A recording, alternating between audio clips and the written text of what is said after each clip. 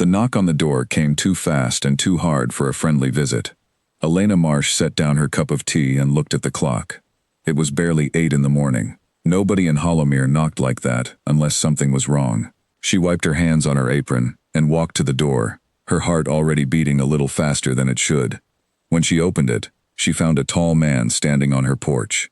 He wore a long gray coat that looked far too expensive for the muddy road outside her house. His shoes were polished to a shine that did not belong in a fishing town. Behind him, a black car waited, with its engine still running, as if he did not plan to stay long. "Miss Marsh?" the man said. His voice was smooth, almost too smooth, like something rehearsed. "I am sorry to call so early. My name is Gerald Finch. I work for the Duke." Elena felt her stomach tighten. She had heard of the Duke. Everyone in Hollowmere had heard of him. Duke Alaric Whitmore owned half the land along the coast, and people said he had a habit of getting the other half too, sooner or later. "What does the Duke want with me?" she asked, keeping her voice steady. "He would like to speak with you about your land," Gerald said. "The old Marsh property, out past the cliffs." Elena's chest tightened further. That land had belonged to her grandmother, Margaret Marsh, for over 40 years. Margaret had passed away only 3 months ago, and the grief was still fresh enough to sting whenever someone mentioned her name. The land, a stretch of rocky coastline nobody had ever wanted to farm, was the only thing Elena had left of her. "That land isn't for sale," Elena said. Gerald smiled, but it did not reach his eyes. "The Duke simply wants to talk. He is a reasonable man. Perhaps you could come by the estate this afternoon? It would be a shame to miss such an opportunity." Elena did not like the way he said opportunity. It sounded like a warning wrapped in a compliment. "I'll think about it," she said, and closed the door before he could say anything else. She stood in her small kitchen for a long moment, listening to the car pull away. Her hands were shaking slightly, and she pressed them flat against the counter to steady herself. Something about the visit felt wrong. Rich men did not usually rush to the homes of poor women unless they wanted something badly. By noon, Elena had made up her mind. She would go to the estate, not because she wanted to sell, but because she wanted to understand why a duke would care about a piece of land that everyone in town called worthless. The Whitmore estate sat on a hill above Hollowmere, surrounded by tall iron gates and old oak trees that had probably been standing since before the town existed. Elena walked up the long gravel driveway, feeling smaller with every step. She had grown up hearing stories about this place, about the parties held here, about the fortunes made and lost within its walls. She had never imagined she would walk through its doors herself. A servant led her into a large study filled with maps, books, and old paintings of ships. Duke Alaric Whitmore stood by the window, his back to her, staring out at the sea. When he turned around, Elena was struck by how ordinary he looked. She had expected someone cold and sharp, but his face was warm, almost friendly, with silver hair combed neatly to one side, and eyes that studied her carefully. "Miss Marsh," he said, walking toward her with his hand extended. "Thank you for coming. Please, sit." Elena shook his hand briefly and took a seat across from his large wooden desk. The Duke sat down as well, folding his hands in front of him like a man about to deliver bad news gently. "I understand this must feel strange," he said. "A stranger asking about your family's land so soon after your loss. I am sorry for that, truly." "Thank you," Elena said carefully. "I will be direct with you, Miss Marsh, because I respect your time," the Duke continued. "I would like to purchase the land your grandmother left you. The coastal stretch beyond the cliffs." "Why?" Elena asked. "Everyone says that land is worthless, too rocky to farm, too far from the harbor to build anything useful." The Duke smiled gently, the kind of smile that seemed practiced for moments exactly like this one. "That is precisely why I am willing to help you. Land like that becomes a burden over time. Taxes, upkeep, the cost of simply owning something that gives nothing back. I am offering to take that burden off your shoulders and pay you a fair sum for it." He slid a folder across the desk. Inside was an offer, written in careful legal language, along with a number that made Elena blink. It was more money than she had ever held in her life, and yet something about the ease of the offer made her uneasy. "If it's worthless," she said slowly, "why offer so much for it?" The Duke's smile did not waver, but something behind his eyes flickered, just for a moment. "Sentiment, Miss Marsh. I have always admired the coastline, and I would like to see it protected, rather than left to fall into disrepair. Elena studied him for a long moment. He was good at this, she realized. Good at making generosity sound like the only explanation, when there might be a dozen other reasons hiding underneath. I need time to think, she said, closing the folder gently and sliding it back toward him. Of course, the Duke said smoothly. Take all the time you need. Though I should mention, spring is coming soon, and I would like to finalize matters before then. The weather makes travel difficult after that. Elena stood, thanked him for his time, and walked out of the estate with her mind racing. Spring was still months away. Why would weather matter for a simple land sale? Why did a man with more money than the entire town combined care so much about a patch of rocky coastline that grew nothing but weeds and saltgrass? On her walk home, she passed by the docks, where fishermen were unloading their morning catch. She recognized one of them, a wiry older man named Daniel Cole, who had known her grandmother for decades. He waved her over with a weathered hand. You look like you've seen a ghost, Daniel said, wiping fish scales from his fingers. I might have, Elena replied, forcing a small smile. The Duke wants to buy grandmother's land. Daniel's face changed instantly. The easy friendliness disappeared, replaced by something more guarded. He glanced around before speaking again, lowering his voice. Come with me a moment, he said. He led her away from the docks, to a quiet spot behind a stack of empty crates where no one could overhear them. Elena felt her pulse quicken. Whatever Daniel was about to say, it was clearly not something he wanted the whole town to hear.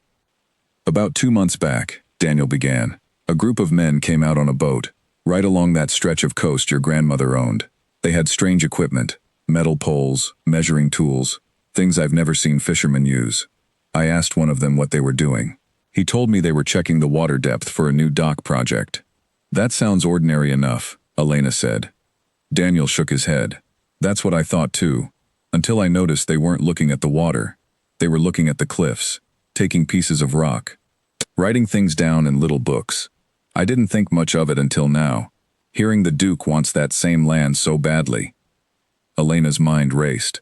A worthless piece of coastline did not need rock samples and depth measurements unless someone believed there was something valuable hidden beneath it. Do you know who hired them? She asked. No name was given, Daniel said, but the boat they used belonged to a company based 2 towns over. I remember, because it was painted an unusual shade of blue, easy to spot. Elena thanked him and walked the rest of the way home in a daze.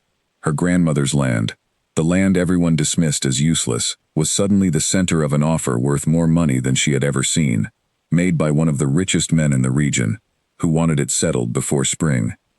That night, Elena sat at her kitchen table with a cup of tea growing cold beside her, staring at nothing, while her mind turned over every detail. She thought of her grandmother, who had spent countless evenings on that same coastline, walking along the cliffs with a lantern, humming old songs to herself. Margaret Marsh had never explained why she loved that land so much, only that it was special, that it would matter one day. Elena had always assumed it was sentiment, nothing more. Now she was not so sure. She pulled out an old wooden box from beneath her bed, one her grandmother had left her, filled with letters, photographs, and yellowed documents. She had not had the heart to go through it fully since the funeral. Tonight, something told her it was time. Inside, beneath old photographs of her grandmother as a young woman, Elena found a folded piece of paper, brittle with age. It was a letter, written in her grandmother's careful handwriting, dated many years earlier. Elena unfolded it slowly, her hands trembling slightly in the lamplight. The letter spoke of a survey conducted long ago, mentioning something valuable found beneath the coastal rock, though the details were vague, almost intentionally so, as if her grandmother had been careful not to write down too much. At the bottom, one line stood out clearly. Never sell the land beneath the cliffs, no matter what they offer. It is worth far more than they will ever admit. Elena set the letter down, her heart pounding. Her grandmother had known something, had suspected something, long before the Duke ever came knocking. And now, the same land was being chased by a man eager to close the deal before spring arrived, offering a sum that suddenly felt less like generosity and more like a bargain he intended to win. Outside, the wind picked up, rattling the windows of her small house. Elena looked out into the darkness, toward the direction of the cliffs she could not see, but suddenly understood far better than she had that morning. Whatever secret was buried beneath that rocky coastline, the Duke wanted it badly enough to knock on her door before the sun had even fully risen, and Elena intended to find out exactly what it was before she agreed to sign away anything at all. She spent the rest of the evening reading through the remaining papers in the box, searching for any further clues her grandmother might have left behind. Most of the documents were ordinary, old receipts, letters from friends long past, a few photographs of the coastline taken decades ago. But near the very bottom of the box, wrapped carefully in a piece of cloth, she found something that made her breath catch. It was a small hand-drawn map showing the cliffs and the shoreline in careful detail, with several spots marked using symbols Elena did not recognize. Beside one marking, in her grandmother's handwriting, were 3 words that sent a chill down her spine. "Do not disturb." Elena stared at the map for a long time, trying to piece together what it might mean. Whatever her grandmother had discovered, she had chosen to hide it, rather than exploit it. That alone told Elena something important about the nature of whatever lay beneath that land. It was not something to be taken lightly, and it was certainly not something Elena intended to hand over to a stranger with a smooth voice and an expensive coat, no matter how large his offer. She folded the map carefully and placed it back inside the box, along with the letter, before sliding the box back under her bed. Tomorrow, she decided, she would return to the docks and speak with Daniel again. She needed to know more about that boat, that company, and the men who had been measuring her grandmother's cliffs in secret. For now, though, she sat by her window, watching the distant lights of the Whitmore estate glowing on the hill above town, and wondered just how far the Duke was willing to go to get what he wanted before the arrival of spring. Morning came with a heavy fog rolling in from the sea, wrapping Hollowmere in a soft gray blanket that muffled every sound. Elena barely noticed the chill as she walked toward the docks, her mind still turning over the map and letter she had found the night before. She needed answers, and she needed them quickly, before the Duke's patience ran out or his methods changed. She found Daniel Cole exactly where she expected, mending a torn net near his boat, his sleeves rolled up despite the cold. He looked up when he heard her footsteps and set the net aside. "You look like you didn't sleep much," he said. "I found something," Elena replied, keeping her voice low, even though no one else was near. "A letter from my grandmother. She knew something about that land, something she never told anyone." Daniel's expression grew serious. He glanced toward the water, then back at her. "What did it say?" "Not enough," Elena admitted, "but enough to make me certain the Duke isn't offering that money out of kindness. Do you remember anything else about that boat?" "The blue one you mentioned?" Daniel thought for a moment, scratching his chin. "The name was painted on the side. Coral something. Coral Star, I believe. Registered out of Denmore, 2 towns south of here. I only remember because my cousin works the harbor there, and mentioned seeing it dock a few times." "Would your cousin talk to me?" Elena asked. "He might," Daniel said slowly. "But be careful, Elena. If the Duke wants that land as badly as you think, digging too loudly might draw attention you don't want." Elena nodded, though the warning did little to slow her determination.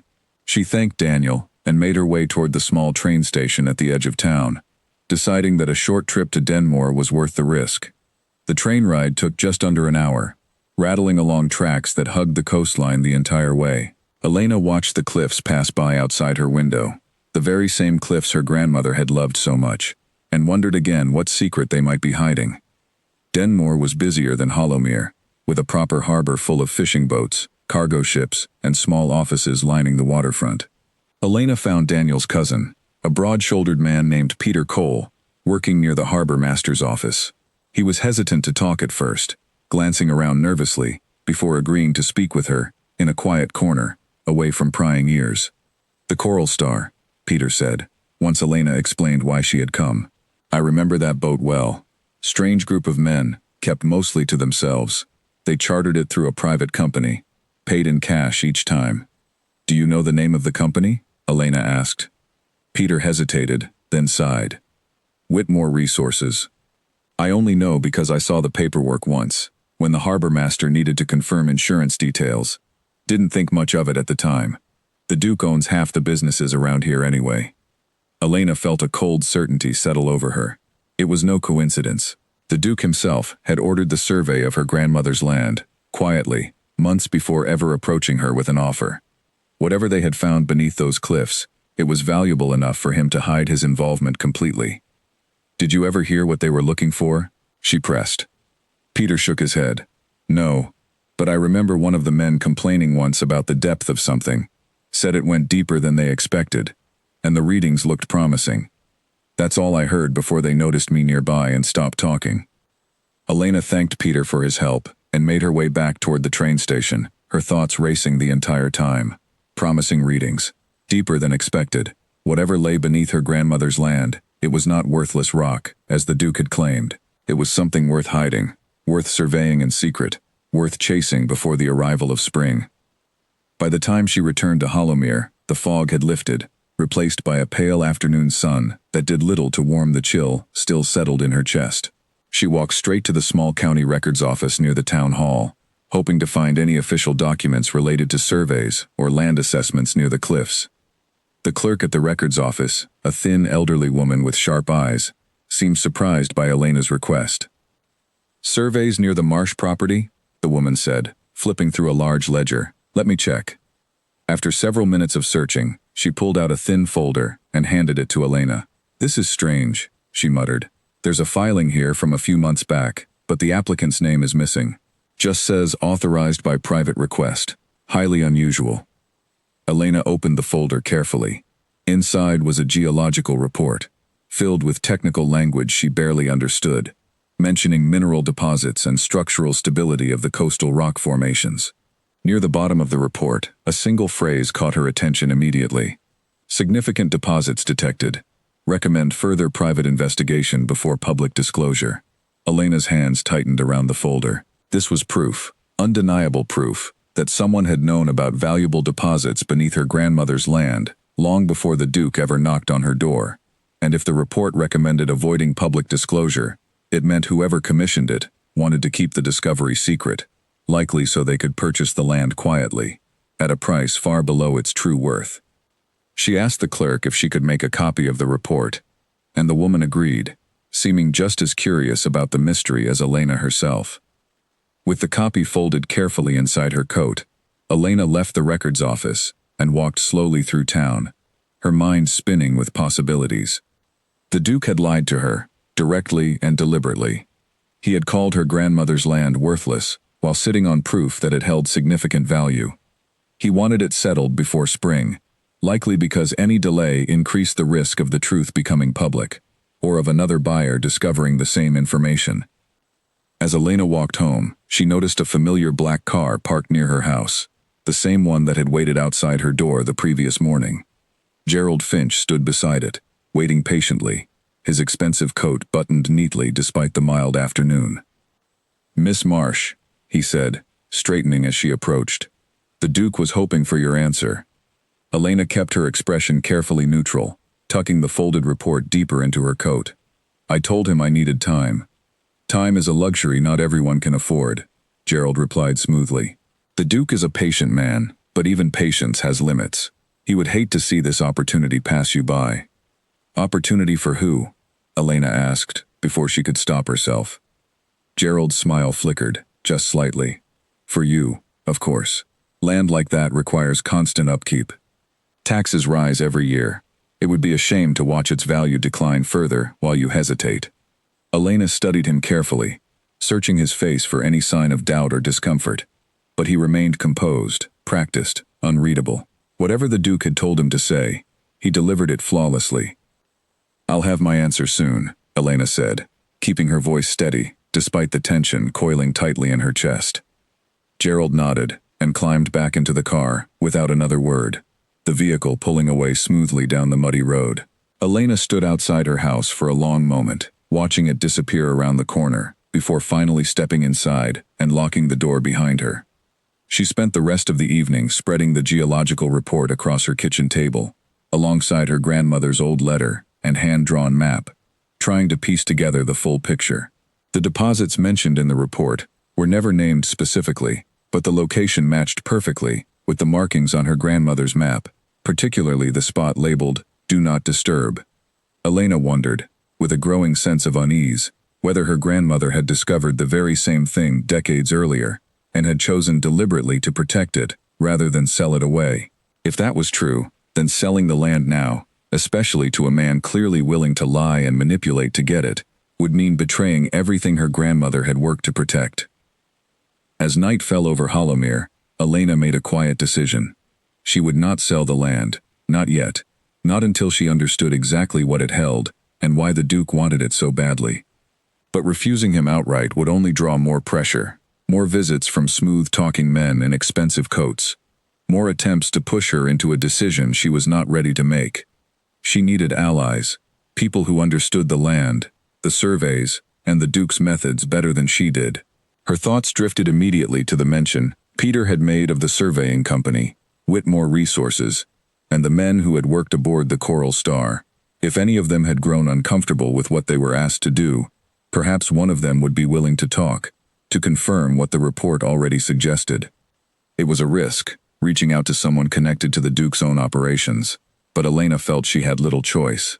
The offer sitting inside that folder on the Duke's desk would not wait forever, and neither, it seemed, would the secrets buried beneath her grandmother's cliffs. Outside her window, the distant lights of the Whitmore estate glowed steadily against the darkening sky, and Elena wondered how many other people in Hollowmere had once stood exactly where she stood now, staring at those same lights, wondering just how much the Duke truly knew, and how far he was willing to go to keep it hidden. The following days passed slowly, filled with a tension Elena had never experienced before. Every knock on her door made her flinch. Every unfamiliar car passing through town made her stomach twist. She kept the geological report, the letter, and the hand-drawn map hidden beneath a loose floorboard in her bedroom, checking on them more often than she cared to admit. She had written down the name Peter mentioned, Whitmore Resources, and spent an evening searching through old newspapers at the town library, trying to learn anything she could about the company. Most articles were mundane, mentioning small business dealings, charity donations, and property acquisitions across the region. Nothing hinted at anything as significant as valuable mineral deposits. It was the librarian, a soft-spoken woman named Alice Grover, who eventually noticed Elena's determined searching and asked what she was looking for. "I'm trying to learn about a company called Whitmore Resources," Elena admitted. "Do you know anything about them?" Alice glanced around the empty library before answering quietly. "I know the Duke owns it, though it isn't widely advertised. My brother used to work for them, actually, doing surveying work along the coast." Elena's heart quickened. "Does he still work there?" Alice shook her head. "He left a few months ago, said something about disagreeing with how they handled a certain project. He never explained fully, but he seemed troubled by it." "Would he be willing to speak with me?" Elena asked, trying to keep the eagerness out of her voice. Alice hesitated, studying Elena carefully. "He's a private man, Elena, but if it concerns the Duke, and if it's important, I could ask him." Elena thanked her sincerely, leaving her contact information before returning home, her mind buzzing with cautious hope. If Alice's brother had left Whitmore Resources over a disagreement, perhaps he knew exactly what the survey near her grandmother's land had uncovered, and perhaps he would be willing to confirm it. 2 days later, a letter arrived at Elena's door, unsigned, asking her to meet someone at a small cafe in Denmore the following afternoon. She recognized Alice's handwriting immediately, and felt a nervous flutter in her chest as she prepared for the meeting. The cafe was quiet, tucked away on a side street far from the busy harbor, the kind of place easily overlooked by anyone not specifically searching for it.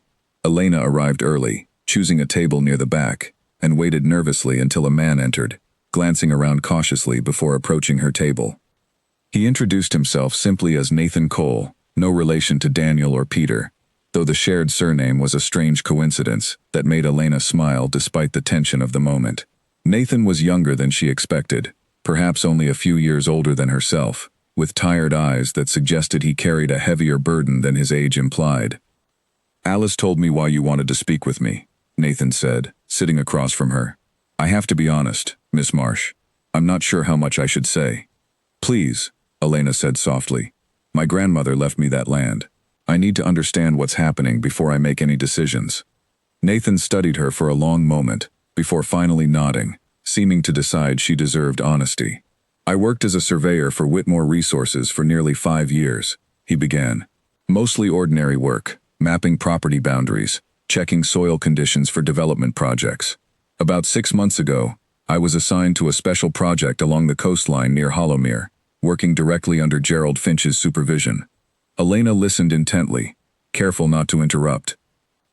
We were told to conduct a mineral survey, Nathan continued. Standard procedure, nothing unusual at first, but as the readings came back, everyone on the team grew quiet. The deposits we found were substantial, more valuable than anything Whitmore Resources had discovered in years. What kind of deposits? Elena asked. Nathan hesitated, glancing around the cafe once more, before lowering his voice further. A rare mineral, used primarily in advanced manufacturing, difficult to find in large quantities anywhere in the region. If the deposits are as extensive as our initial readings suggested, the land could be worth an enormous fortune, far beyond what most people would ever imagine for a stretch of rocky coastline. Elena felt a chill run through her, confirming everything she had already suspected. And the Duke knew this before approaching me? He knew immediately, Nathan said. In fact, he insisted the entire survey remain confidential. No public filings, no official records, beyond what legal requirements demanded. He wanted the discovery hidden until he could acquire the land quietly, at whatever price the owner might accept, without understanding its true value. Why did you leave the company? Elena asked. Nathan's expression darkened slightly. I disagreed with how he planned to handle it. Deceiving a grieving woman out of her inheritance, especially one who had no idea what she truly owned, felt wrong to me. I raised my concerns, and shortly afterward, I was quietly let go, citing budget cuts that never seemed to affect anyone else on the team. Elena sat back in her chair, processing everything Nathan had told her. The Duke's plan was clear now, methodical and calculated. Approach her quickly, before she had time to investigate. Offer a sum that seemed generous, only because she had no way of comparing it to the land's true worth. Push for a resolution before spring, likely before any additional surveys or public interest could complicate his plans. Would you be willing to help me prove this? Elena asked carefully. Officially, if necessary. Nathan's jaw tightened, clearly weighing the risk to himself against the desire to see justice done. It could cost me any chance of future work in this field. The Duke has influence across the entire region. I understand if you can't, Elena said gently, but if there's any way to gather proof, official documents, recorded testimony, anything that shows what he's trying to do, it could protect not just me, but others he might try this with in the future. Nathan was silent for a long moment, staring down at his hands. Finally, he looked up, a quiet determination settling into his tired eyes. I kept copies of some documents, he admitted. Files I wasn't supposed to keep, honestly, but something told me they might matter someday. Survey results, internal memos discussing strategy for approaching landowners like yourself. I never planned to use them, but perhaps it's time I did. Relief flooded through Elena, though it was quickly tempered by the seriousness of what Nathan was offering. Using those documents would mean exposing the Duke publicly, risking his anger and influence, and likely drawing significant attention to both of them. Thank you, Elena said sincerely. I know this isn't easy. It isn't, Nathan agreed. But it's the right thing to do. I should have said something sooner. They spent the next hour discussing details, carefully planning how best to gather additional evidence without alerting the Duke or his associates to their efforts. Nathan mentioned a few former colleagues who had also expressed discomfort with the project, suggesting they might be willing to corroborate his account if approached carefully. Elena returned home that evening with a renewed sense of purpose, though the fear of confronting someone as powerful as the Duke remained heavy in her chest. She understood now, more clearly than ever, exactly what was at stake. It was no longer simply about protecting her grandmother's legacy or securing a fair price for her land. It was about stopping a wealthy man from deceiving her, and likely others before her, out of what rightfully belonged to them. That night, as she lay awake staring at her ceiling, Elena thought again of her grandmother's warning, written so many years earlier. Never sell the land beneath the cliffs, no matter what they offer. It is worth far more than they will ever admit. Margaret Marsh had understood something important, long before Elena was even born, and had chosen silence over exploitation, protection over profit. Elena intended to honor that same choice. though she suspected the path ahead would require far more courage than simply refusing an offer. The Duke wanted the land settled by spring. Elena now understood exactly why, and she intended to make sure that timeline worked against him rather than for him. A week passed before Elena heard from Nathan again, and the waiting felt heavier than any silence she had known before. She kept busy during the days, tending to small chores around her house, walking down to the cliffs occasionally, just to stand where her grandmother once stood, watching the waves crash against rocks that hid a secret worth more than she could have imagined. When Nathan finally reached out, he asked her to meet him not at the cafe this time, but at a small cottage on the outskirts of Denmore, belonging to another former surveyor named Oliver Hart. Elena arrived cautiously, glancing over her shoulder more than once during the walk, uncertain whether the Duke had begun watching her more closely. Oliver greeted her at the door, a heavy-set man with kind eyes and rough hands that spoke of years spent working outdoors. Nathan was already inside, seated at a small table covered in folders and papers. Oliver worked alongside me during the survey, Nathan explained as Elena took a seat. He kept records too, separate from mine. Between the two of us, we have a fairly complete picture. Oliver slid a thick folder across the table toward her. "This is everything," he said quietly. "Survey results, internal memos, even a recording of a meeting where Gerald Finch discussed strategy for approaching landowners quietly, before public knowledge of the deposits could drive up expectations." Elena opened the folder carefully, flipping through pages filled with technical charts and handwritten notes. Near the back, she found a memo bearing the Duke's own signature, outlining a clear directive to acquire several coastal properties, including her grandmother's, before spring arrived, citing concerns about competitors potentially becoming aware of the mineral deposits. "This proves everything," Elena said softly, her voice trembling slightly with a mixture of relief and anger. "It does," Nathan agreed, "but proof alone may not be enough. The Duke has powerful connections, lawyers, local officials, even a few journalists who owe him favors. If we simply hand this over publicly, he could easily discredit it, or worse, discredit us." "What do you suggest?" Elena asked. Oliver leaned forward, folding his large hands on the table. "We need someone with real standing, someone the public and the authorities would trust immediately. A journalist known for honesty, or perhaps a lawyer, unwilling to bend to the Duke's influence." Elena thought for a moment, before remembering a name she had heard mentioned occasionally around Hollowmere, a journalist known throughout the region for exposing corruption among wealthy landowners in neighboring towns. "Claire Bennett," Elena said suddenly. "I've heard she exposed a similar situation last year, involving a different estate owner trying to buy out farmland cheaply, before a new railway project increased its value." Nathan's eyes lit up slightly. "I remember that story. She's respected, and she doesn't shy away from powerful opponents." "Do you think she would help us?" Elena asked. "There's only one way to find out," Nathan replied. They spent the rest of the afternoon organizing the documents carefully, preparing a clear and concise summary of everything they had uncovered, along with copies of the survey results, internal memos, and a written statement from both Nathan and Oliver, describing their first-hand involvement in the project. Elena returned home that evening carrying a small bag containing copies of the most important documents, her mind racing with cautious optimism. For the first time since the Duke's visit weeks earlier, she felt as though she finally held some measure of control over the situation. The following morning, she wrote a careful letter to Claire Bennett, explaining briefly the situation without revealing every detail, hoping to arrange a meeting where she could share the full story in person. She mailed the letter with trembling hands, uncertain whether Claire would even respond, let alone agree to help. While waiting for a reply, Elena noticed subtle changes around town that unsettled her further. The local shopkeeper, who had always greeted her warmly, seemed suddenly distant, avoiding eye contact whenever she entered his store. Her landlord mentioned unexpected repairs needed on her rented cottage, hinting vaguely at rising costs that might require her to move soon. Small conversations she overheard around town carried whispers questioning her judgment, wondering aloud why she refused such a generous offer from the Duke. It became clear quickly that the Duke, or those working under him, had begun applying quiet pressure, hoping to isolate her socially and financially, until she had little choice but to accept his offer out of desperation.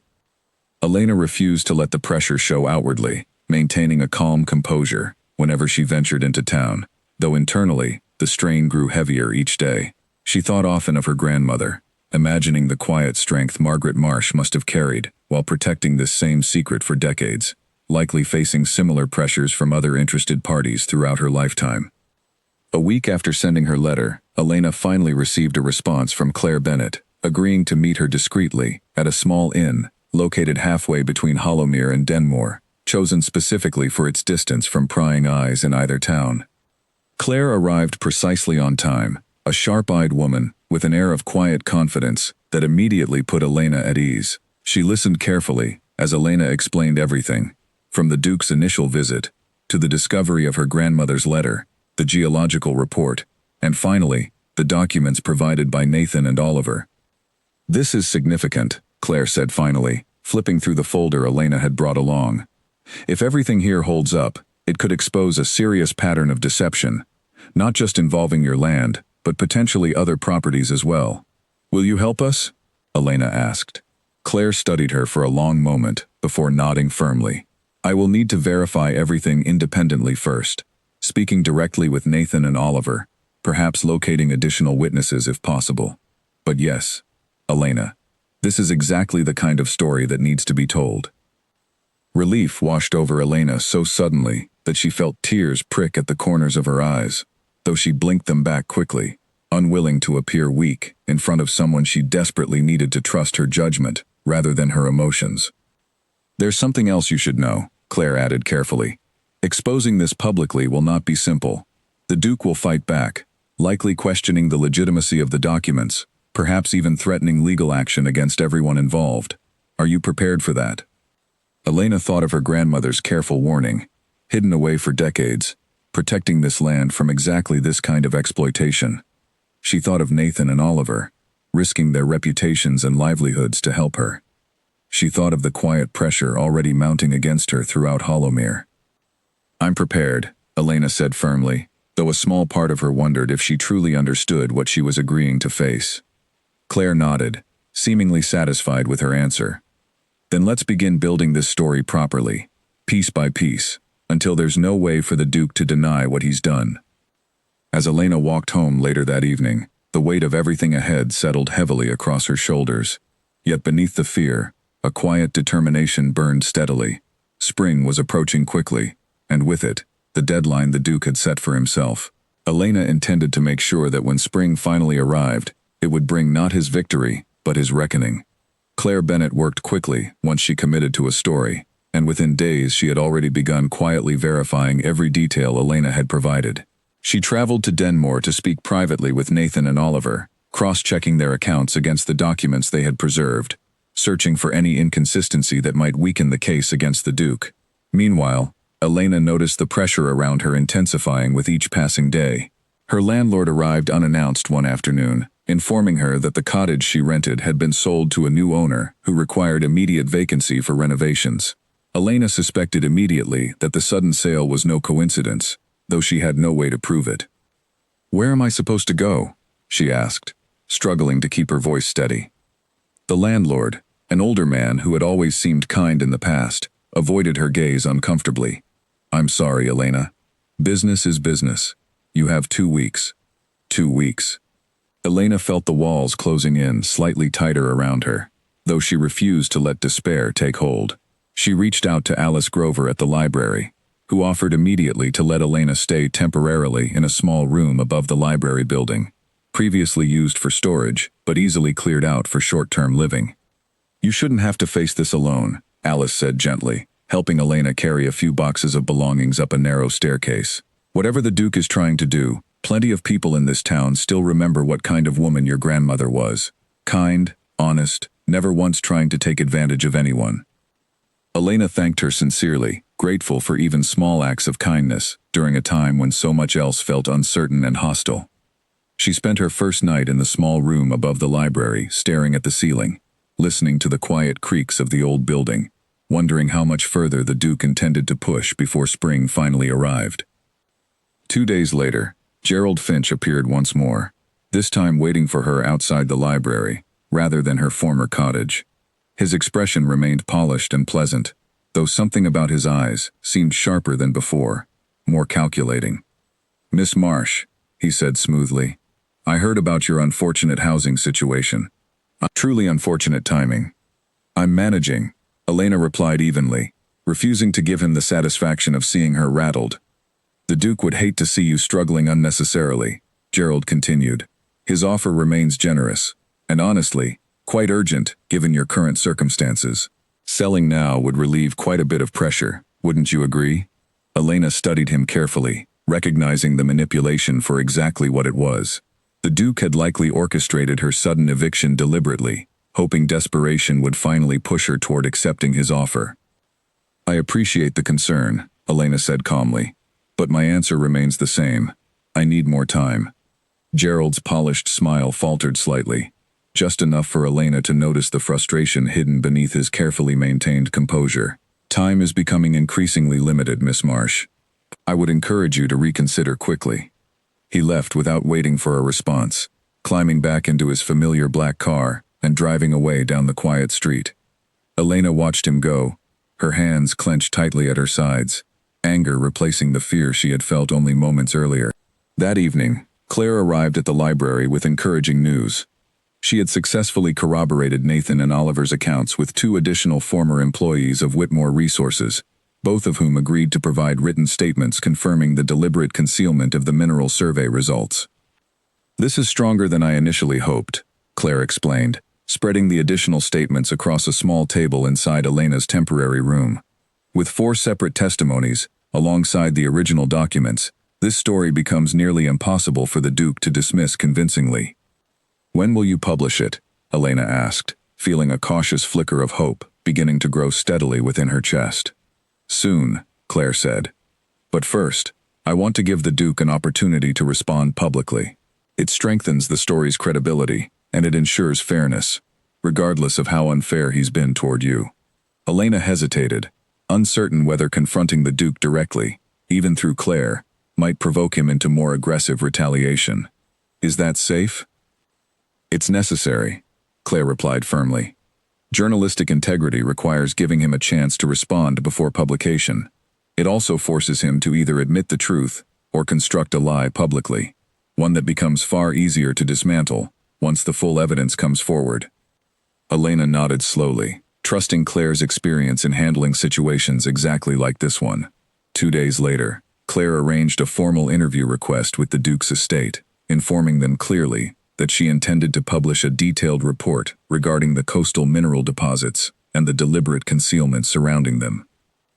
The response came almost immediately, an invitation extended not just to Claire, but specifically requesting Elena's presence as well, at the Whitmore estate the following afternoon. Elena felt her stomach tighten with nervous anticipation as she prepared for the meeting, unsure exactly what to expect from a man who had already shown himself willing to manipulate circumstances so thoroughly in his favor. Claire accompanied her, along with copies of the strongest evidence they had gathered, carefully organized and ready to present if necessary. They arrived at the estate precisely on time, greeted once more by Gerald Finch, whose composed exterior seemed slightly more strained than during their previous encounters. He led them silently into the same study where Elena had first met the Duke weeks earlier.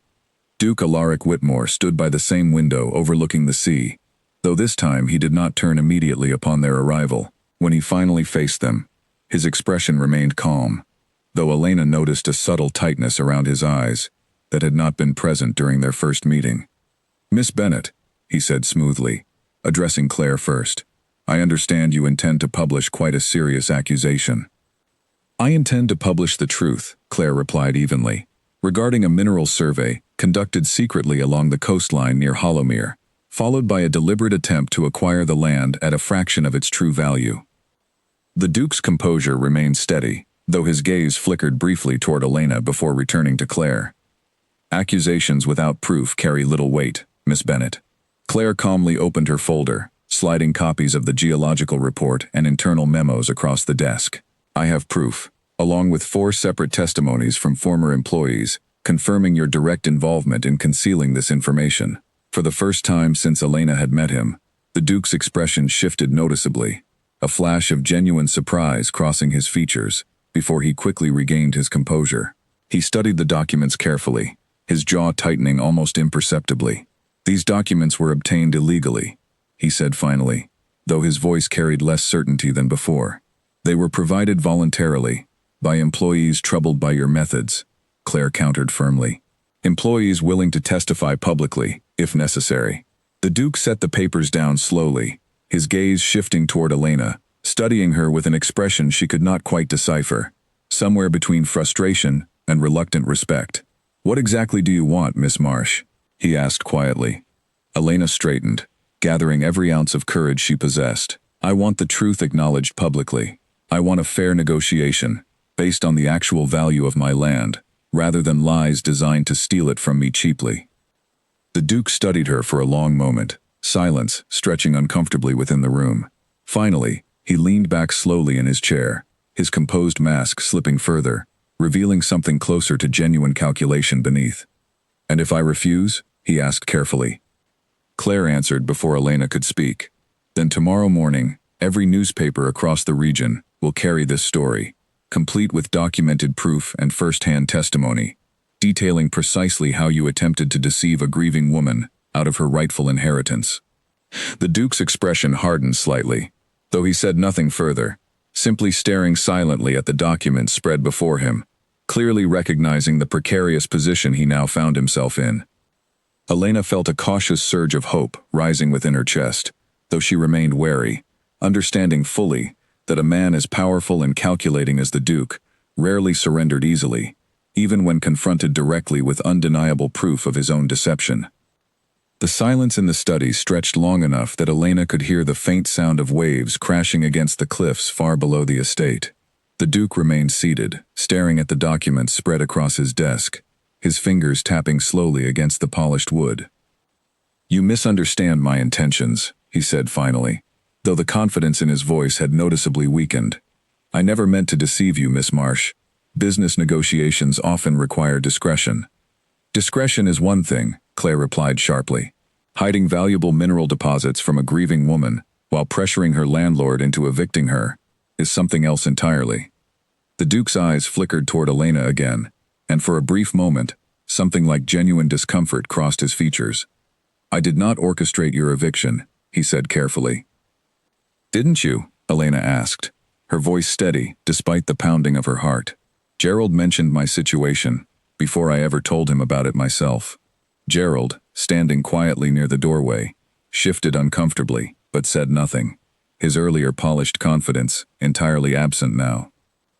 The Duke exhaled slowly, seeming to recognize that further denial would only weaken his position further. "Perhaps certain associates acted with more enthusiasm than I intended," he admitted carefully. "That does not change the fact that my offer for your land remains fair, considering the circumstances." "Fair would have been telling me the truth from the beginning," Elena replied firmly. "Fair would have been offering a price, reflecting the land's actual worth, rather than exploiting my ignorance." The Duke studied her for a long moment, clearly recalculating his approach, now that his original strategy had crumbled so completely. Finally, he turned toward Claire. "What exactly would satisfy you, Miss Bennet, to prevent this story from reaching publication?" Claire's expression remained unreadable. "Nothing will prevent this story from reaching publication, Your Grace. The public deserves to know the truth about how you conduct your business dealings. However, how you choose to respond now, publicly and honestly, may significantly influence how harshly that story portrays you." The Duke's jaw tightened, clearly displeased by the lack of control he now held over the situation. He turned his attention back toward Elena, his tone shifting slightly, softer now, though Elena remained cautious, unwilling to trust any sudden change in demeanor from a man who had already proven himself capable of manipulation. "What do you propose, Miss Marsh?" he asked quietly. Elena took a steadying breath before answering. "A public acknowledgement of the survey results. A fair, transparent negotiation for the land, based on independent appraisal, rather than your private estimates, and a commitment to compensate Nathan and Oliver for the professional harm caused by their dismissal." The Duke's eyebrows rose slightly at the mention of Nathan and Oliver by name, clearly recognizing exactly how thoroughly his own former employees had assisted Elena's cause. He remained silent for a long moment, weighing his limited options carefully. "And if I agree to these terms," he said slowly, "you would be willing to negotiate the land sale directly with me, rather than seeking outside buyers?" Elena hesitated, considering the question carefully. She had not yet decided definitively whether to sell the land at all, though she recognized that keeping her options open remained strategically wise for the moment. "I would be willing to discuss it," she said carefully, "under fair and transparent terms, once an independent appraisal has been conducted." The Duke nodded slowly, clearly recognizing that this negotiation, unlike his original plan, would require patience, transparency, and genuine compromise, qualities Elena suspected did not come naturally to him. "Very well," he said finally, though his voice carried a trace of reluctant acceptance rather than genuine agreement. "I will arrange for an independent appraisal immediately, and I will issue a public statement acknowledging the survey results." Claire studied him carefully, clearly searching for any indication of insincerity. "I will hold you to that, Your Grace, and I will be publishing this story regardless, detailing the full sequence of events, including your initial attempt to deceive Miss Marsh. However, your cooperation now will certainly be reflected accurately within that story as well." The Duke's expression tightened once more at the confirmation that the story would proceed regardless, though he said nothing further, simply nodding stiffly in acknowledgement.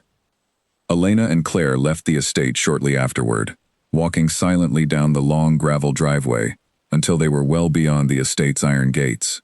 Only then did Elena finally allow herself to exhale the tension she had been holding throughout the entire confrontation. "Do you think he'll actually follow through?" Elena asked, glancing toward Claire as they walked. "Men like the Duke rarely change their nature entirely," Claire replied honestly. "But public exposure often forces temporary cooperation, especially when their reputation and business interests are directly threatened. We'll need to watch him closely over the coming days." Elena nodded, understanding fully that the confrontation, while significant, was far from the end of her struggle. The Duke had proven himself calculating and manipulative, and she doubted he would abandon his ambitions regarding her grandmother's land so easily, regardless of the promises made within his own study. That evening, back in her small room above the library, Elena finally allowed herself a moment of quiet relief, though it remained tempered by cautious uncertainty about what challenges still lay ahead. She thought of her grandmother again, wondering if Margaret Marsh had ever imagined her quiet warning would eventually lead to a confrontation, exactly like the one Elena had just faced. 2 days later, true to his word, the Duke issued a carefully worded public statement, acknowledging the discovery of valuable mineral deposits near the Hollowmere coastline, though he carefully avoided admitting any deliberate wrongdoing, framing the situation instead as an unfortunate miscommunication regarding timing and disclosure. Claire's article followed shortly afterward, detailing the full sequence of events, with far greater honesty and clarity than the Duke's carefully crafted statement. The story spread quickly throughout the region, drawing significant attention from other newspapers, local officials, and curious residents, eager to learn more about the sudden revelation. Elena found herself the subject of considerable local curiosity, receiving supportive messages from residents throughout Hollowmere who admired her courage in standing up against someone as powerful as the Duke. Yet she also noticed, with growing unease, subtle signs suggesting the Duke had not entirely abandoned his ambitions regarding her land, despite his public cooperation. Rumors began circulating quietly throughout town, suggesting other wealthy investors from outside the region had grown suddenly interested in coastal properties near Hollowmere, likely drawn by the publicity surrounding the mineral discovery. Elena wondered nervously whether the Duke intended to use these rumors strategically, perhaps hoping to pressure her into a hasty decision by creating the illusion of urgent competition. As spring approached steadily closer, Elena understood clearly that her struggle against the Duke's manipulation, though momentarily successful, remained far from finished. The independent appraisal had yet to be conducted, and she suspected strongly that the Duke would attempt, in subtler ways, to influence its outcome in his favor. She resolved firmly to remain vigilant, trusting neither the Duke's carefully worded promises nor the sudden interest from unnamed outside investors, until she understood clearly and completely every motive at play regarding the land her grandmother had so carefully protected.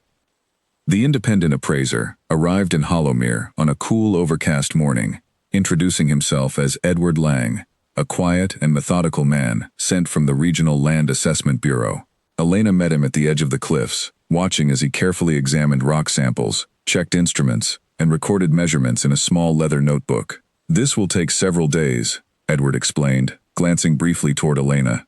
"I need to ensure accuracy, especially given the significance of this particular assessment." Elena nodded, grateful for his thoroughness, though she remained watchful, uncertain whether the Duke might attempt to interfere subtly with the appraisal process. She spent much of the following days observing from a respectful distance, occasionally answering questions Edward posed regarding the land's history or her grandmother's ownership. On the third day, Elena noticed an unfamiliar car parked near the cliffs early in the morning, watching quietly as two men she did not recognize approached Edward, engaging him in conversation she could not hear clearly from her distance. Her stomach tightened uneasily, suspecting immediately that the Duke had sent representatives to influence the appraisal somehow. She approached cautiously, catching only the tail end of their conversation as she drew near. "Simply confirming procedural details," one man was saying smoothly. "The Duke merely wishes to ensure the appraisal reflects reasonable market conditions." Edward's expression remained carefully neutral, though Elena noticed a slight tightening around his eyes, suggesting discomfort with the conversation. "I appreciate your concern," he replied evenly, "but my assessment will reflect only the accurate scientific and market data available, regardless of anyone's preference." The two men exchanged a brief glance before nodding stiffly and returning to their car, driving away without acknowledging Elena as they passed. She approached Edward immediately, concern evident in her expression. "Was that the Duke's doing?" she asked directly. Edward hesitated briefly before answering honestly. "It appears so. They implied certain incentives might be available, should my assessment favor a lower valuation." Elena felt anger flare within her chest. "Will that influence your report?" Edward met her gaze steadily. "Absolutely not, Miss Marsh. My professional integrity is not for sale, regardless of who attempts to purchase it." Relief mixed with renewed determination settled over Elena as she thanked Edward sincerely for his honesty. She understood now clearly that despite his public cooperation, the Duke remained determined to manipulate circumstances quietly behind the scenes, hoping to secure a favorable outcome regardless of his earlier promises. That evening, Elena reported the incident to Claire, who listened intently, her expression hardening with quiet anger of her own. "This confirms exactly what I suspected," Claire said firmly. "The Duke has no intention of honoring genuine transparency, unless forced continuously to do so. We need to document this attempt clearly, in case further evidence becomes necessary." Elena nodded, grateful once again for Claire's steady guidance throughout the increasingly complicated situation. Together, they carefully documented the incident, including descriptions of the unfamiliar men and the exact wording Edward had overheard, preserving the account as additional evidence should the Duke attempt further interference. 2 days later, Edward completed his assessment, presenting Elena with a detailed report confirming substantial mineral deposits beneath the coastal property, valuing the land at a sum considerably higher than even the Duke's original offer, several times higher in fact, reflecting accurately the true worth of what her grandmother had protected so carefully throughout her lifetime. Elena stared at the number for a long moment, feeling a mixture of vindication and lingering unease. The land was worth far more than she had ever imagined, yet she understood clearly that revealing such a substantial valuation publicly would likely intensify interest from other wealthy investors, potentially creating new complications entirely separate from her ongoing struggle with the Duke. She discussed the situation carefully with Claire, who suggested cautiously delaying public release of the exact appraisal figures until Elena had decided clearly how she intended to proceed regarding the land's future. "You have options now, Elena," Claire explained gently. "You could negotiate directly with the Duke under fair terms, considering his initial cooperation following exposure, or you could seek alternative buyers entirely, perhaps investors willing to develop the land ethically, respecting your grandmother's evident wishes to protect it." Elena considered the options carefully, recalling clearly her grandmother's firm warning never to sell the land beneath the cliffs. Perhaps, she began to realize slowly, selling the land entirely might not align with honoring her grandmother's true wishes, regardless of how substantial any offer might become. What if I don't sell at all? Elena asked quietly, testing the idea aloud for the first time. Claire studied her thoughtfully. That's certainly an option, though managing mineral rights independently would require careful legal and financial planning. You would need reliable partners, perhaps investors willing to develop the resources responsibly while allowing you to maintain ownership and control. Elena felt a quiet clarity settling within her, recalling vividly the many evenings her grandmother spent walking those same cliffs, protecting a secret she clearly valued far beyond simple financial gain. Perhaps Margaret Marsh had always intended for her land to remain protected, developed responsibly rather than exploited carelessly by someone solely interested in profit. I think, Elena said slowly, I'd like to explore that possibility further, keeping the land, developing it responsibly, honoring what my grandmother clearly wanted. Claire smiled warmly, clearly pleased by Elena's growing confidence and clarity of purpose. Then let's find you the right partners, Elena. People who share your grandmother's evident values, rather than the Duke's calculated ambition. Over the following days, Claire helped Elena identify several potential investors known throughout the region for responsible and ethical development practices, individuals whose reputations suggested genuine respect for both environmental protection and fair compensation to landowners. Among these potential partners, one name emerged repeatedly during their research: a respected businessman named Henry Duffield, known throughout the coastal region for his careful, community-focused approach to resource development, often working directly alongside local communities, rather than exploiting them.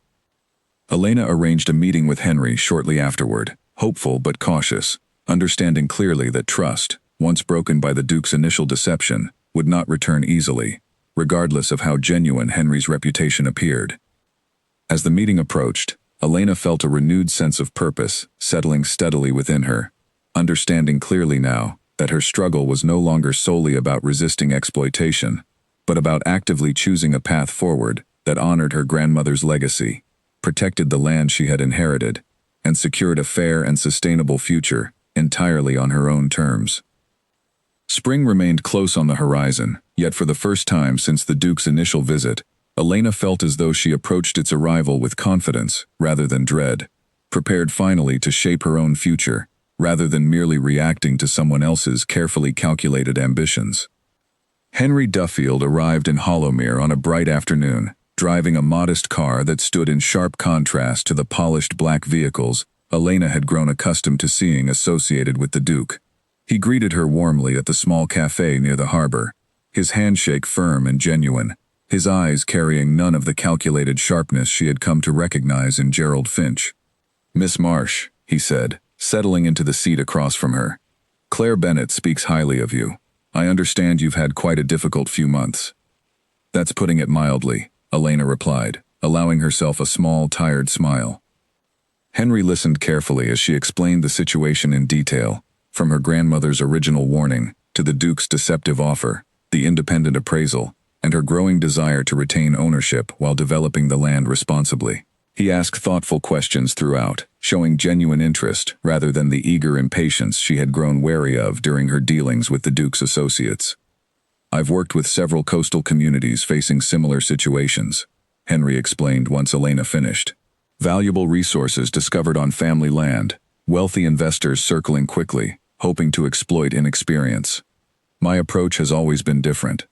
I prefer partnerships where landowners retain meaningful control, receiving fair ongoing compensation, rather than a single lump sum that ultimately benefits only the investor long-term."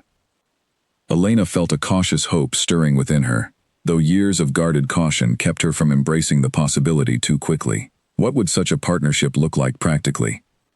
Henry outlined a proposal carefully, explaining how he typically structured agreements allowing landowners to maintain ownership of their property, while granting development rights under strict environmental and safety guidelines, with profits shared according to a fair percentage, rather than a single upfront payment. "You would retain control over major decisions," Henry explained.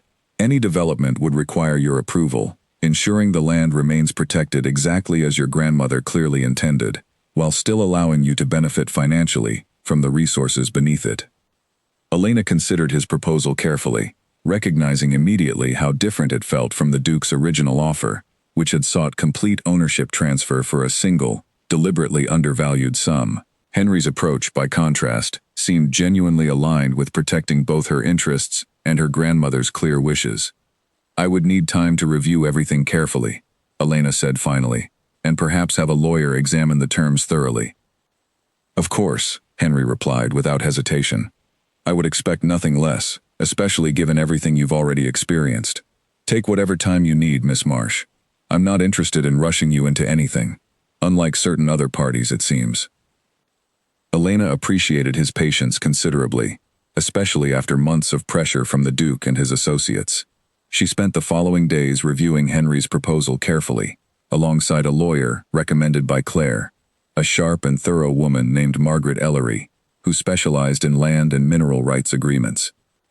Margaret examined every detail of Henry's proposal meticulously, questioning several clauses and requesting minor adjustments to ensure Elena's interests remained fully protected throughout any potential agreement. Henry agreed readily to each requested change, further reinforcing Elena's growing trust in his genuine intentions. Meanwhile, tension around Hollowmere continued simmering quietly beneath the surface.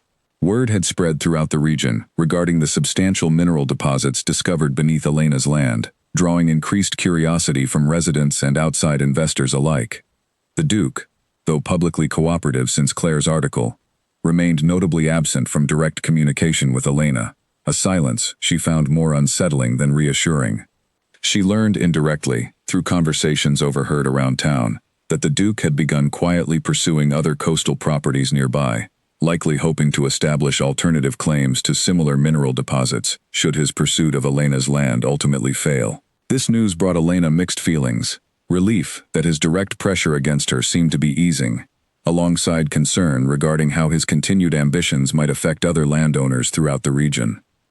She mentioned her concerns to Claire during one of their regular meetings, wondering aloud whether she bore any responsibility toward warning her neighbors about the Duke's deceptive tactics.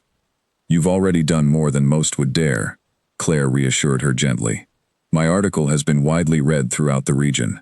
Landowners nearby are certainly more cautious now, thanks largely to your courage in exposing his methods." Elena appreciated Claire's reassurance, though a quiet sense of responsibility remained, prompting her to consider carefully how she might use her own experience to help protect others facing similar situations in the future. As the finalized agreement with Henry approached readiness, Elena found herself reflecting often on her grandmother's memory, imagining clearly how proud Margaret Marsh would have felt witnessing her granddaughter navigate such a complicated situation with courage, patience, and careful judgment. One quiet evening, sitting alone in her small room above the library, Elena retrieved her grandmother's original letter once more, rereading the careful warning that had guided her through months of uncertainty and challenge. "Never sell the land beneath the cliffs, no matter what they offer. It is worth far more than they will ever admit." Elena smiled softly, understanding now fully the depth of wisdom hidden within those simple words. Her grandmother had never intended for the land's value to remain hidden forever, but rather protected carefully from exploitation, developed responsibly if ever necessary, honoring both the land itself and the community surrounding it. With Henry's proposal finally ready for signing, and spring rapidly approaching, Elena felt a quiet confidence settling steadily within her, understanding clearly now that she stood prepared finally to secure a future entirely on her own terms, honoring her grandmother's legacy while protecting herself from the very exploitation Margaret had clearly feared decades earlier. Yet even as she prepared to finalize her agreement with Henry, Elena remained watchful, aware that the Duke, despite his recent silence, had shown himself capable of surprising manipulation whenever his ambitions felt threatened. She resolved firmly to remain cautious until every detail of her new partnership was fully secured, understanding clearly that true safety would only arrive once her grandmother's land, and its carefully guarded secret, finally rested safely beyond the Duke's reach entirely. The morning of the signing arrived cold and clear, the kind of crisp day that hinted spring truly was approaching at last. Elena stood outside the small office belonging to Margaret Ellery, watching her breath form soft clouds in the chilly air, waiting for Henry to arrive with the finalized documents. She had barely settled into a chair inside the office when a familiar black car pulled up outside, and her stomach dropped instantly. Gerald Finch stepped out, followed a moment later by the Duke himself, his expression unusually urgent as he approached the office door. Margaret Ellery rose immediately, positioning herself protectively near Elena. "This is a private meeting," she said firmly, as the Duke entered without waiting to be invited. "I apologize for the intrusion," the Duke said, though his tone carried none of the smooth confidence Elena remembered from their earlier encounters. "But I have new information Miss Marsh deserves to hear before finalizing any agreement." Elena eyed him warily, uncertain whether this was another manipulation attempt or something genuinely important. "What information?" The Duke hesitated, glancing briefly toward Gerald before continuing. "The independent appraisal conducted on your land was accurate regarding the mineral deposits directly beneath your property. However, further geological surveys conducted recently along the broader coastline suggest the deposits extend significantly beyond your boundary, into neighboring properties, including land I already own." Elena frowned, uncertain exactly what this meant for her own situation. "Why does that matter to me?" "It means," the Duke continued carefully, "that any development undertaken independently, without coordinated planning across the entire coastline, risks significant complications. Structural instability, resource depletion, environmental damage extending beyond property lines. Development conducted purely for individual profit, without broader cooperation, could ultimately harm the very land your grandmother worked so hard to protect." Elena studied him carefully, searching for any sign of manipulation, though his words carried an unexpected sincerity she had not previously witnessed from him. "And what exactly are you proposing?" The Duke straightened slightly, seeming to gather his composure before continuing.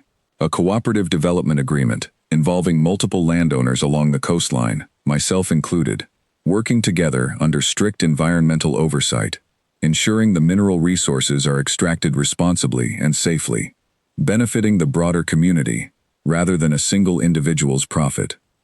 Henry, who had arrived moments earlier and remained quietly observing the conversation, finally spoke up.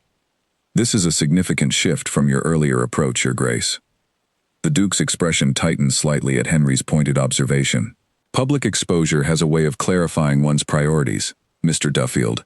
I've spent considerable time recently reconsidering my approach, recognizing perhaps too late the short-sightedness of my original strategy." Elena remained skeptical, unwilling to trust the Duke's sudden change of heart without careful scrutiny. "Why should I believe this isn't simply another attempt to gain control over my land through different means?" The Duke met her gaze steadily, something resembling genuine humility settling briefly across his features. "You shouldn't believe it blindly, Miss Marsh. I would expect nothing less than careful skepticism, given my previous conduct. I am simply offering an alternative worth considering, one that prioritizes responsible, sustainable development over individual profit alone." Margaret Ellery spoke up thoughtfully.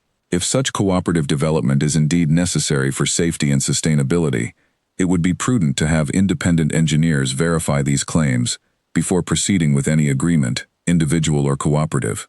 The Duke nodded readily. "I would welcome exactly that kind of independent verification, Miss Ellery. I no longer wish to proceed through hidden agendas or manipulation. My reputation has suffered considerably already, and rightfully so." Elena glanced toward Henry, silently seeking his perspective. Henry considered the situation carefully before responding. "If independent verification confirms the Duke's claims regarding the extended mineral deposits, a cooperative approach could indeed offer greater safety and sustainability. However, any agreement would need to ensure Elena retains significant control and fair compensation, rather than becoming merely one voice among many, easily overruled by wealthier or more powerful partners." The Duke agreed immediately, seemingly eager to demonstrate genuine goodwill. "I would support structuring any cooperative agreement, specifically to protect smaller landowners, like Miss Marsh, ensuring fair representation and compensation, regardless of relative wealth or influence." Elena remained quiet for a long moment, considering carefully everything discussed. The idea of cooperating directly with the Duke, after everything he had done, felt deeply uncomfortable, yet she recognized the potential wisdom behind protecting the coastline responsibly, rather than risking harm through uncoordinated individual development.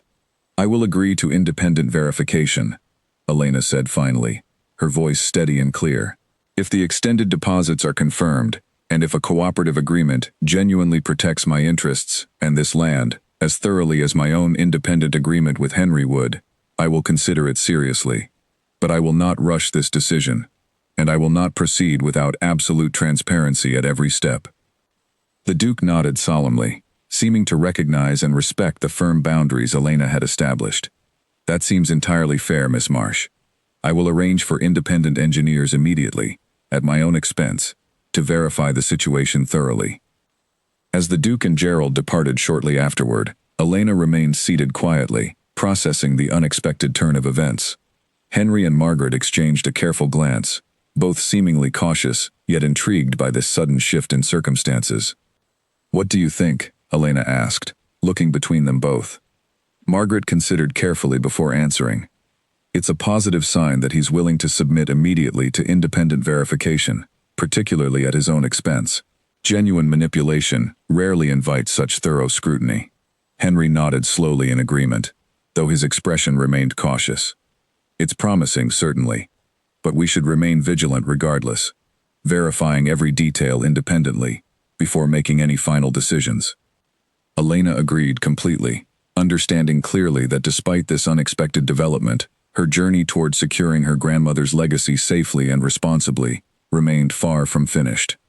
Spring continued approaching steadily, and with it, the promise of finally resolving, one way or another, the complicated situation surrounding her inherited land.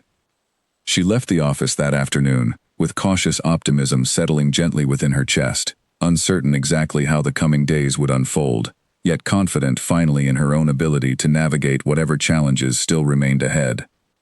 The independent engineers arrived within the week, a small team led by a careful and thorough woman named Charlotte Rayburn, who spent nearly 10 days conducting detailed surveys along the entire coastline, verifying the extent of the mineral deposits and assessing potential risks associated with independent versus cooperative development.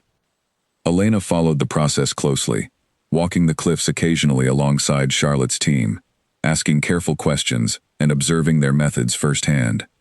She noticed quickly that Charlotte conducted her work with genuine thoroughness, showing no signs of favoritism toward either the Duke's cooperative proposal or Henry's independent partnership arrangement.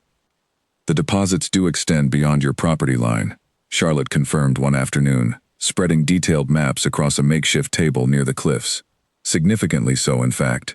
Coordinated extraction would indeed reduce risks of structural instability and environmental damage considerably, compared to isolated development, conducted independently. Elena studied the maps carefully, recognizing the wisdom behind Charlotte's assessment, though she remained cautious regarding exactly how any cooperative agreement might be structured to protect her interests fairly. "What would you recommend?" Elena asked directly. Charlotte considered the question thoughtfully. A carefully structured cooperative agreement, with clear legal protections, ensuring fair representation and compensation for smaller landowners, would likely offer the safest and most sustainable path forward. However, the specific terms of such an agreement matter enormously. Poorly structured cooperation could easily become just as exploitative as individual manipulation, if larger stakeholders dominate decision-making unfairly. Elena appreciated Charlotte's honesty, understanding clearly that regardless of which path she ultimately chose, careful attention to detail and fair legal protection would remain absolutely essential. Over the following days, Elena, Henry, Margaret Ellery, and eventually the Duke himself, alongside his own legal representatives, engaged in careful negotiations to determine fair terms for a potential cooperative development agreement. The discussions were often tense, particularly whenever the Duke's representatives attempted subtly to favor larger stakeholders in decision-making authority, prompting firm pushback from Margaret and Henry alike. Elena found herself growing increasingly confident throughout these negotiations, no longer the uncertain woman who had first walked nervously into the Duke's grand estate months earlier. She spoke clearly and firmly whenever her interests seemed threatened, insisting repeatedly on fair representation and transparent decision-making processes, regardless of relative wealth or influence among the various landowners involved. The Duke, to Elena's continued surprise, remained cooperative throughout the process, occasionally intervening directly to support fairer terms whenever his own representatives pushed too aggressively in his favor. Elena remained cautiously skeptical of his motives throughout, though she gradually began to recognize genuine sincerity behind his continued cooperation. perhaps born from the harsh lessons of public exposure and reputational damage he had recently endured. After nearly 3 weeks of careful negotiation, a final cooperative agreement emerged, structured fairly and transparently, ensuring equal representation regardless of individual landholding size, alongside clear environmental protections and safety standards overseen by independent regulators rather than any single wealthy stakeholder. Elena signed the final agreement on a bright, clear morning, precisely as the first genuine signs of spring began appearing throughout Hollowmere. Delicate green buds emerging along hedgerows, birds returning to nest within the old oak trees surrounding the town. As she placed her signature carefully upon the final document, Elena felt a profound sense of closure settling steadily within her, understanding clearly now that she had successfully protected her grandmother's legacy, not through stubborn refusal or isolated independence, but through careful negotiation, courage, and an unwavering insistence upon fairness and transparency. The Duke approached her afterward, extending his hand solemnly. "You handled this entire situation with remarkable courage and wisdom, Miss Marsh. I confess, I underestimated you significantly when we first met." Elena studied him carefully, recognizing genuine humility within his expression, something she had not witnessed during their earlier encounters. "Perhaps we both learned something valuable through this experience, Your Grace." The Duke nodded thoughtfully, releasing her hand gently. "Indeed, we did. I hope future dealings between us, and with other landowners along this coastline, reflect the lessons learned here today." Elena smiled genuinely for the first time in months, feeling the heavy weight of uncertainty and manipulation finally lifting from her shoulders. She glanced toward Henry, Margaret, and Claire, each of whom had played crucial roles throughout her difficult journey, grateful deeply for their support, guidance, and unwavering commitment to fairness. Later that same afternoon, Elena walked alone along the familiar cliffs overlooking the sea, the same cliffs her grandmother had walked countless times before her. She carried with her the old wooden box containing Margaret Marsh's letters, photographs, and the carefully drawn map that had guided her through months of uncertainty and challenge.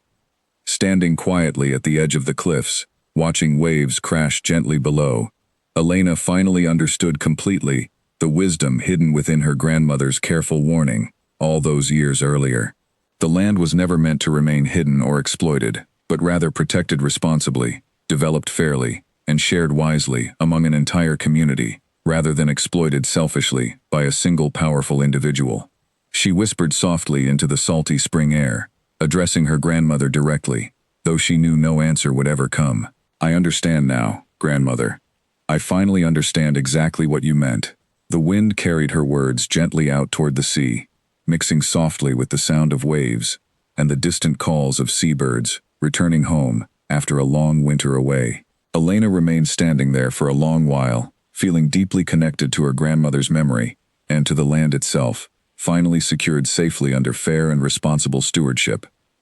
As spring fully arrived across Hollowmere, bringing warmth, renewal, and a sense of hopeful possibility, Elena Marsh stood confidently upon the cliffs her grandmother had cherished so deeply, no longer merely an inheritor of land and secrets, but a woman who had proven herself capable of protecting, negotiating, and securing a fair and sustainable future, not just for herself, but for the entire community she called home.